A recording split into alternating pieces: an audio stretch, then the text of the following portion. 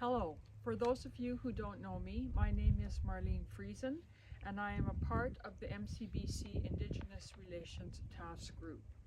I have recently had the absolute privilege and honor of participating in a couple of ceremonial Indigenous sweats and was asked to share a little bit about my experiences.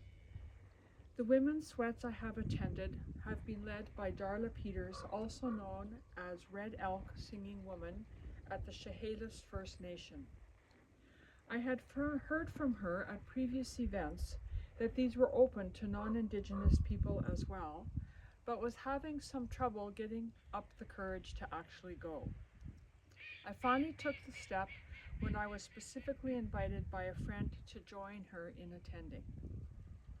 It is difficult to really explain to you the true sense of this ceremony because it is something you need to experience. We gather in a tent-like structure, the sweat lodge, which is traditionally used for spiritual cleansing, prayer, healing, and community. We sit on the ground in a circle around hot rocks, which are brought in from the fire outside.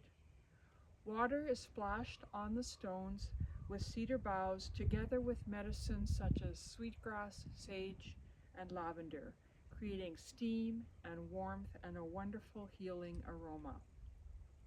It is completely dark and warm, reminiscent of a mother's womb. This is just a description in its simplest form, but please understand that everything has deep meaning and is part of sacred ritual. Darla then leads us in 4 rounds of prayer. The first round is for prayers of thanksgiving, the second, prayers for self, the third, prayers for others, and in the 4th round, we are encouraged to leave something behind that we want to let go of and to take something that we need. Prayers are spoken out loud or silently. Now I hope I can describe this at a slightly deeper level. In our own Christian faith, we have ceremonies and rituals which strengthen our belief, join us as believers, and ultimately bring us closer to God. When I enter the sweat lodge, I am on holy ground, where I encounter God in a new and real way. I gather with a sisterhood, a community of women that hold tight to compassion, generosity, strength of character, and vulnerability. In our prayers, the names of God may vary, but all are accepted. God, Creator, Great Mystery, Yahweh, Great Spirit, I Am, and for me, 3 in 1, God, Jesus, and Holy Spirit. As we hear each other's prayers, we also hear each other's stories. Many come from such deep places of pain that are unfamiliar to me, and yet many are shared experiences of laughter, sorrow, joy, and concern that are common to all of us. There are many tears, and there is shared humor. As the steam rises from the rocks and takes our prayers with it, we experience the presence of God. In one particular incident, one of the elderly Indigenous women, who was a 60 scoop survivor, repeatedly murmured, "I am is here. I am is here." A name for God we read in our scriptures, but never has it taken on quite the reverence that it did at that time for me. By the 4th round of prayer, which can be several hours later, it is very hot and sitting on the ground tightly together becomes quite uncomfortable.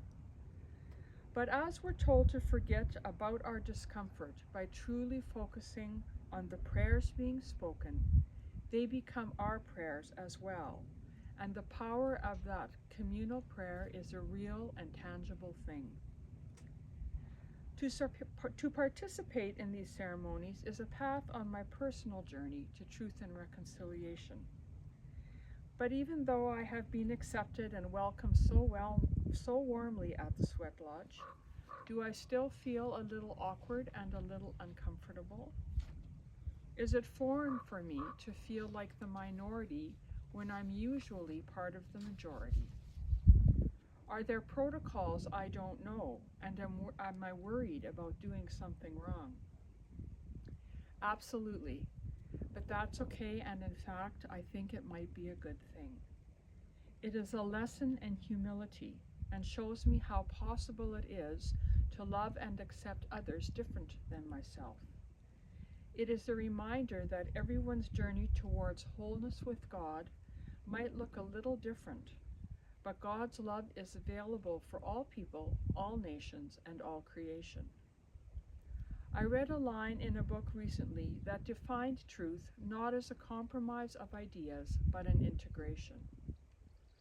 I don't have to compromise my belief or my understanding of God as I learn from others. And what if that understanding can become even fuller, brighter, more holy, and more beautiful if it is enriched by the experience and traditions of others? I have been given a gift, and I am